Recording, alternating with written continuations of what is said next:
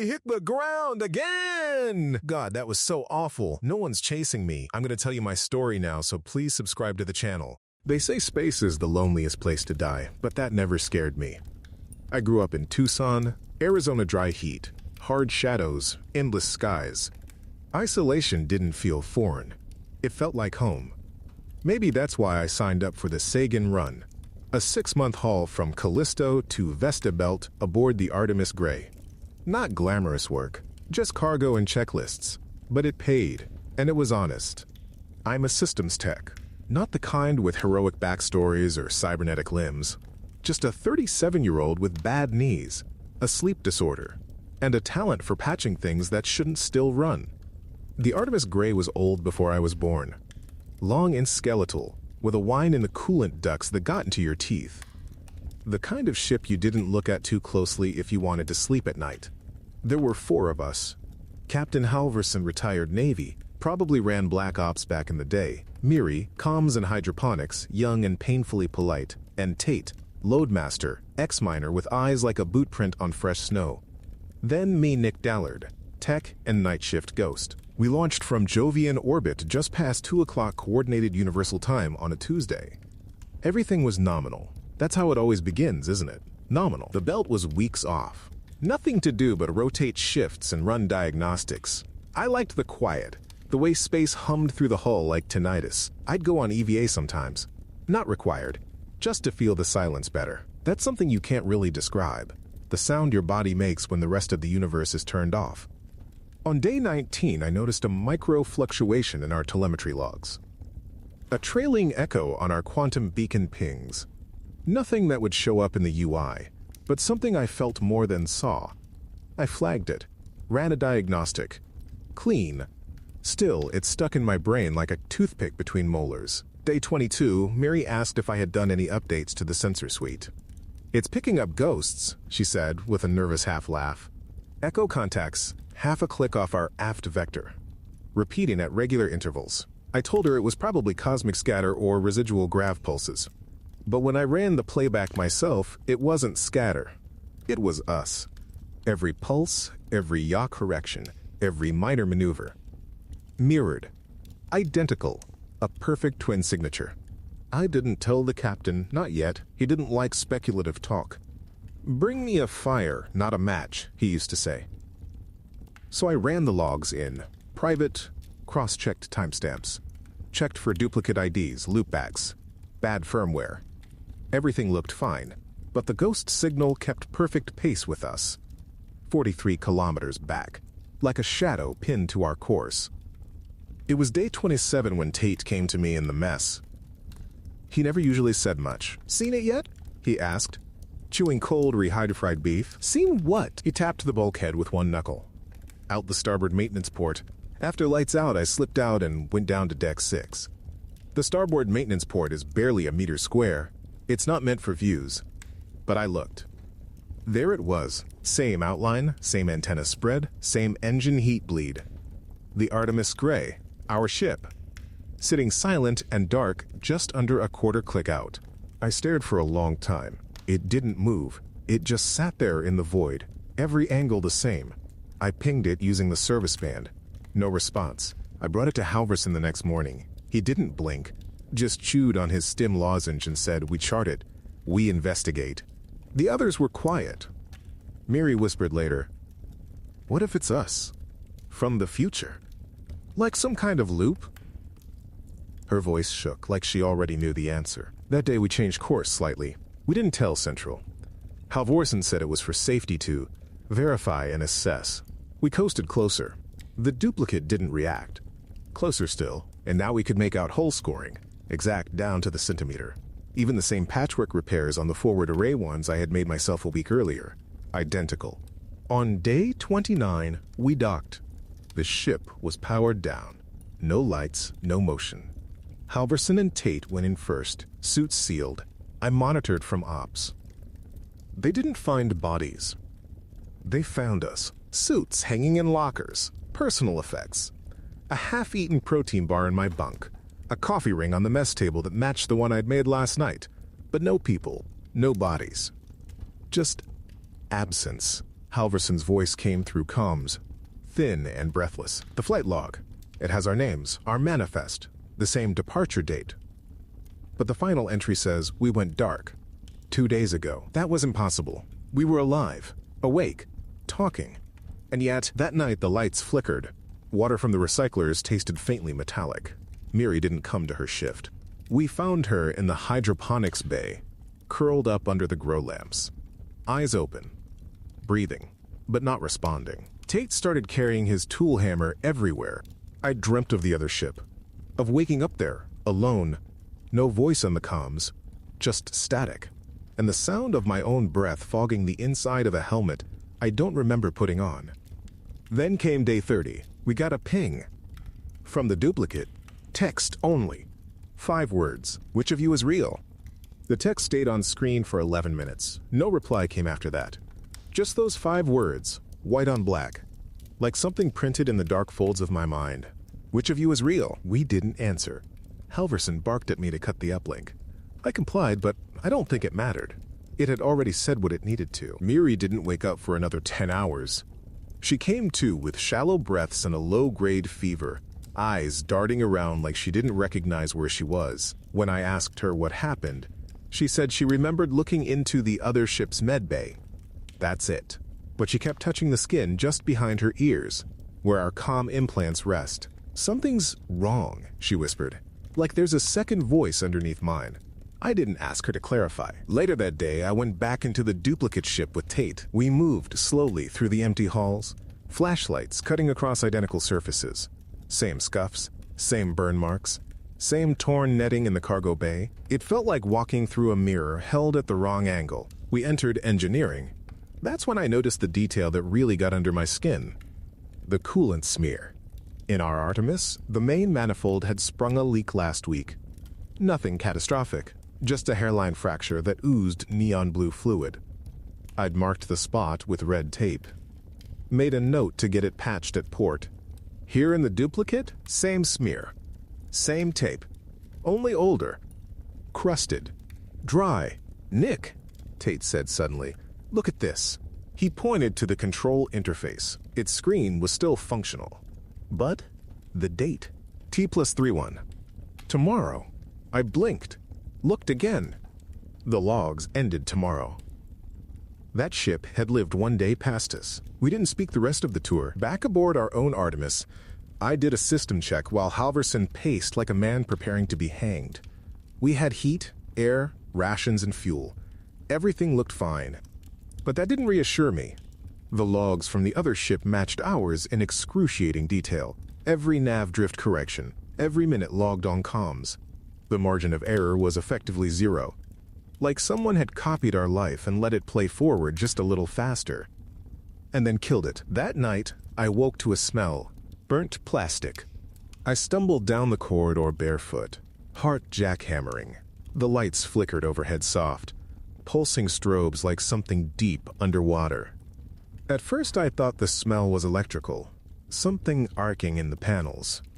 But it wasn't. It came from Med. I found Halverson inside, staring at the scanner like it had spoken.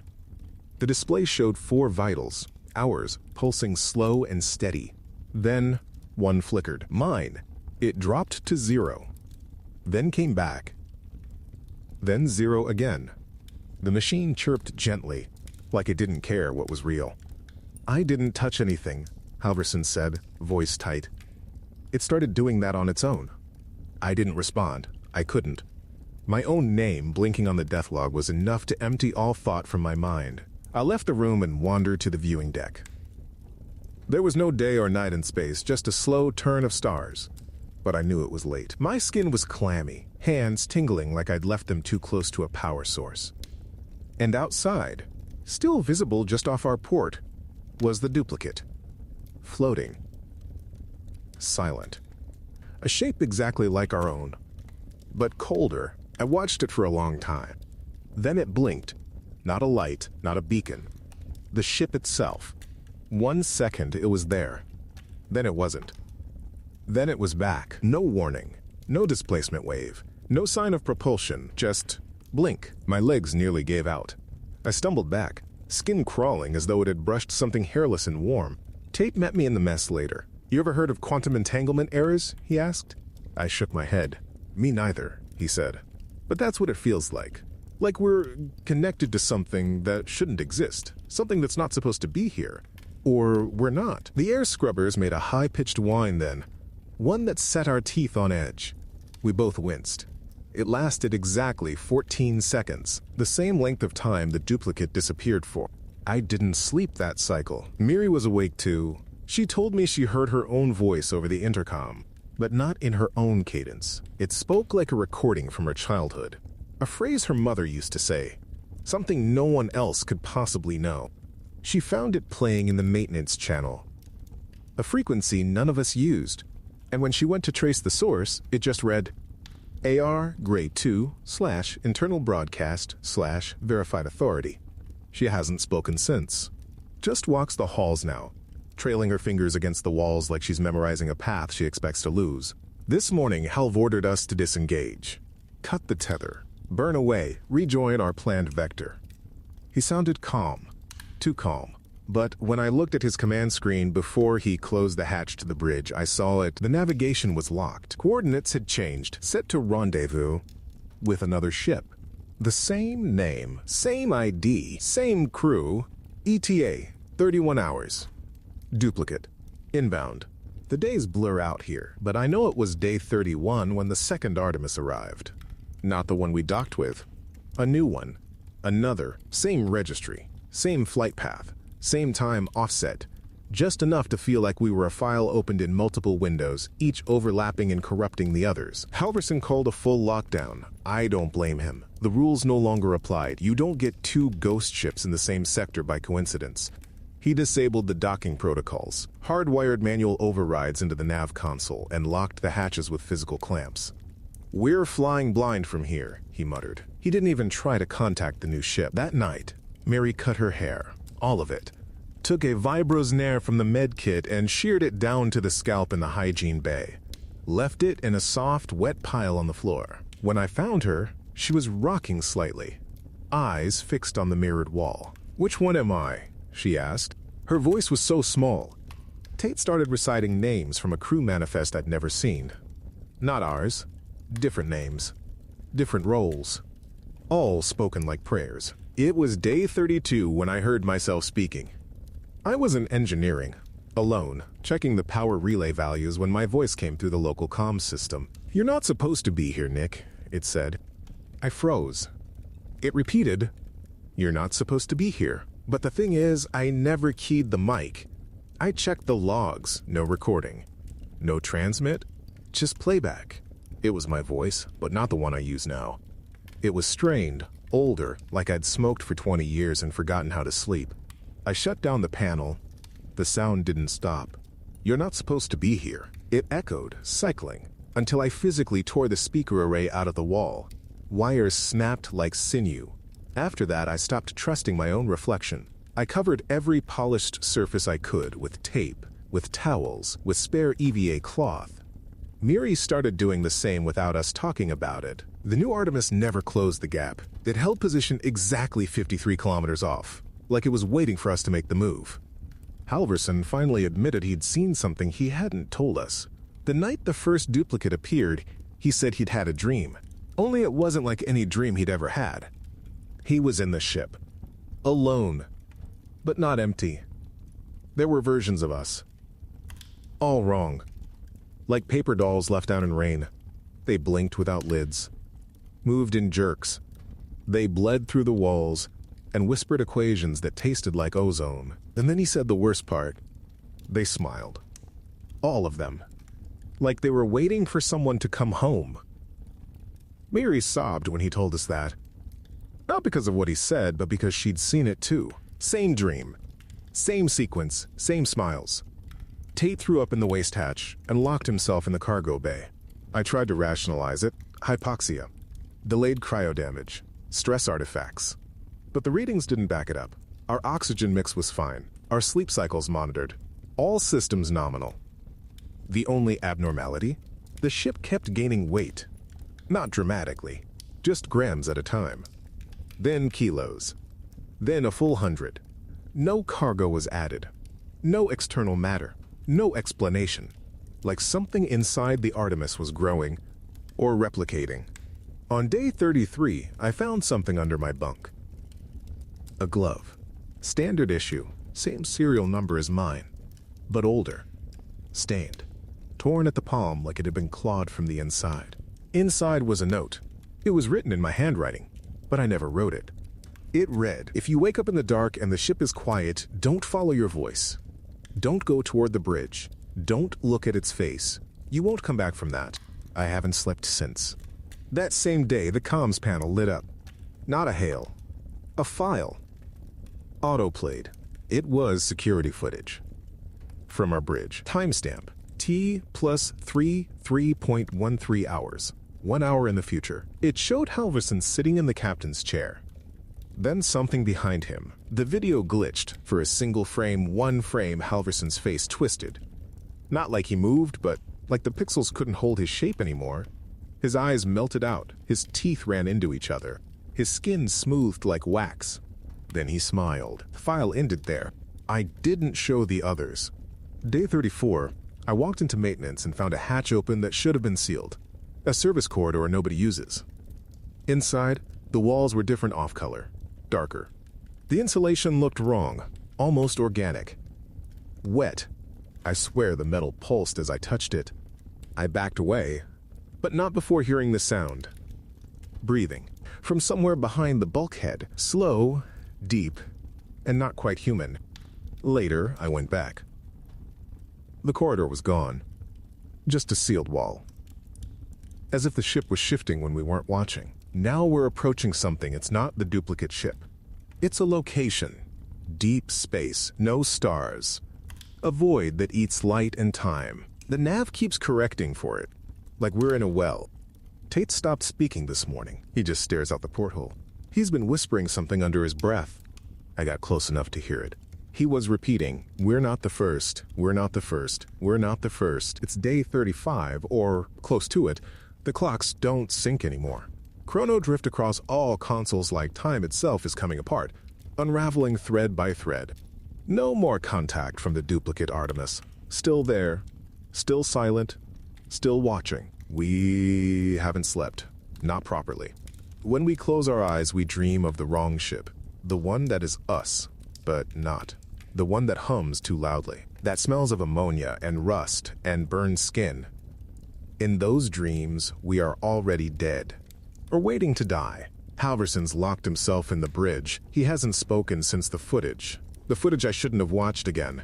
But I did. I slowed it frame by frame. He didn't just melt. Something stepped through him. One frame. A silhouette taller than the frame could contain. Long limbs. No eyes. A mouth in the wrong place vertical. Like a cut in the fabric of the world. And from that single frame, I heard something in my head. Not a voice. A shape. Not a word. A wound. It whispered into the soft places of my brain. A thought so quiet I could barely register it. You have always been here. Tate died last night. We found his body in Cargo 6, curled into a fetal position, arms wrapped around something that wasn't there. The expression on his face was peace. Utter, terrifying peace. His skin was paper white, but his mouth was filled with paper. Folded pages from the ship's manual. Someone had written on them in blood, repeating the same phrase. I remember what we were. Miri hasn't spoken in 13 hours. She walks the corridors in a slow, steady loop. At exactly 44 minutes past each hour, she stops, looks up, and mouths the same thing. Coming down the ladder now, I asked her what she meant. She didn't blink, just reached up and traced her fingers along the air. That's where I died, she said softly. I remember now. We didn't lose oxygen. We didn't vent plasma. We didn't run out of food. We split. Somewhere between Callisto and the belt, something tore through space and found us. A seam, maybe. A fold. A fracture between layers of reality. And we met ourselves. Or what was left of us. And now the question that matters isn't how do we survive. It's which of us belongs. Because the ship, the real one, doesn't want both. It's choosing. That's what Halverson said when he came back out. His eyes were black. Not bruised black, no pupils, no sclera, Just void. He sat in the mess and said calmly, "Only one version can arrive. That's the nature of the loop." He smiled. "But the loop has teeth." I don't know what that means.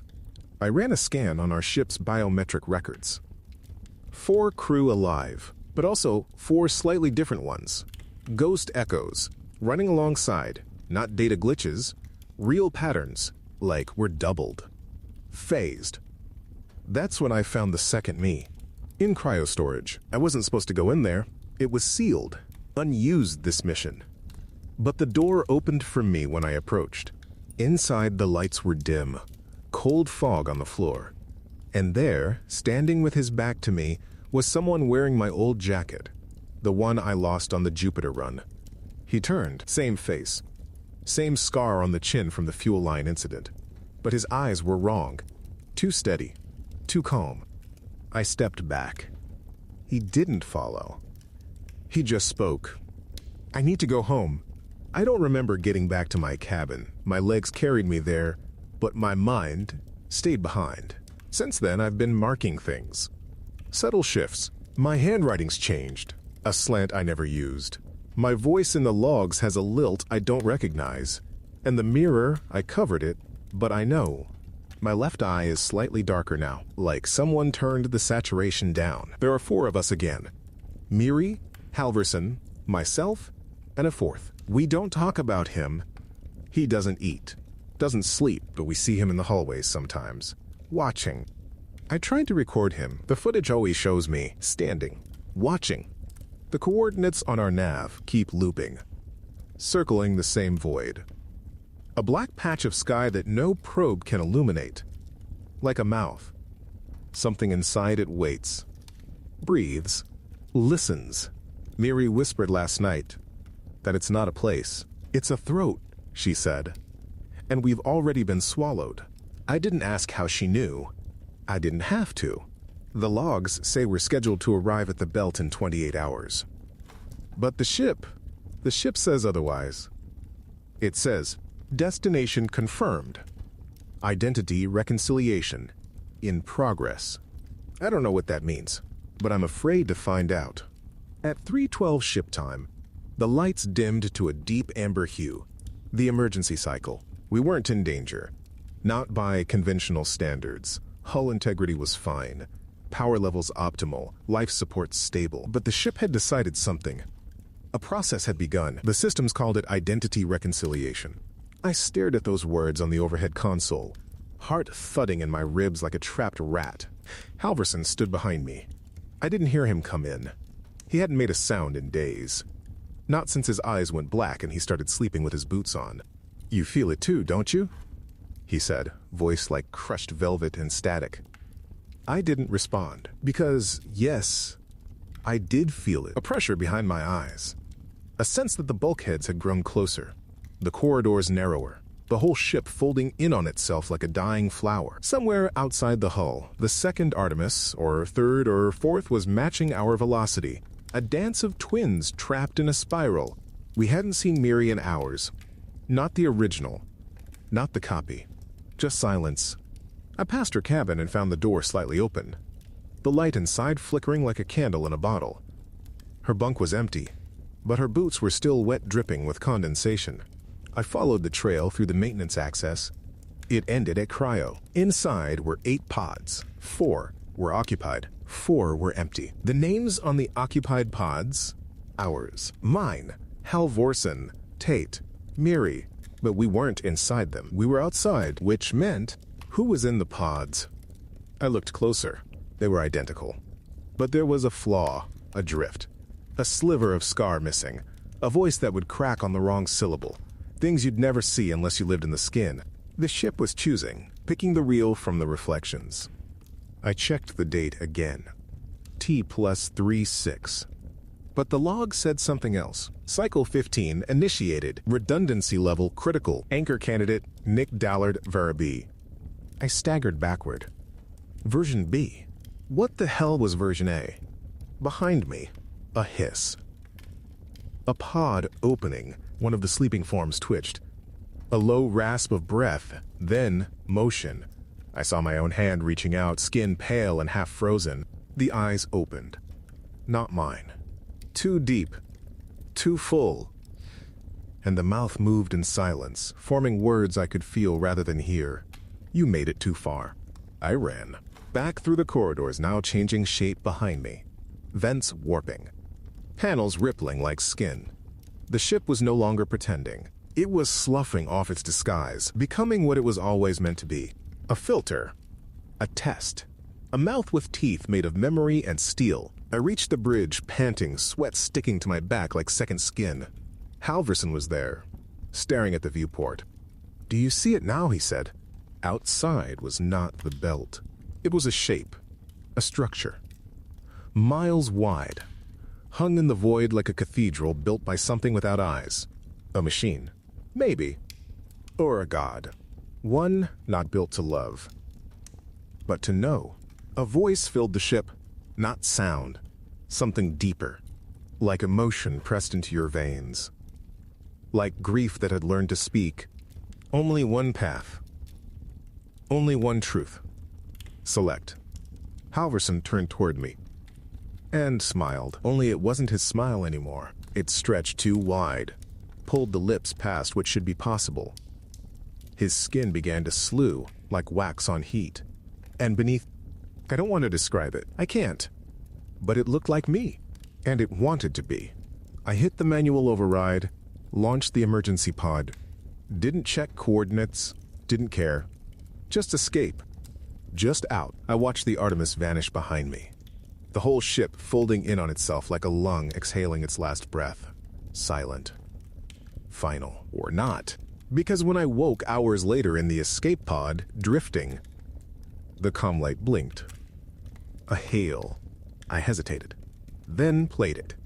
The screen flickered. My own face stared back at me. Pale. Calm. "You made it too far," he said again. Then smiled. The signal cut, and I was alone, drifting toward a distant star. The nav said I was inbound to the Vesta Belt. ETA, 6 days. Cargo, unknown. Name, Artemis Gray. Crew, 1. Version C.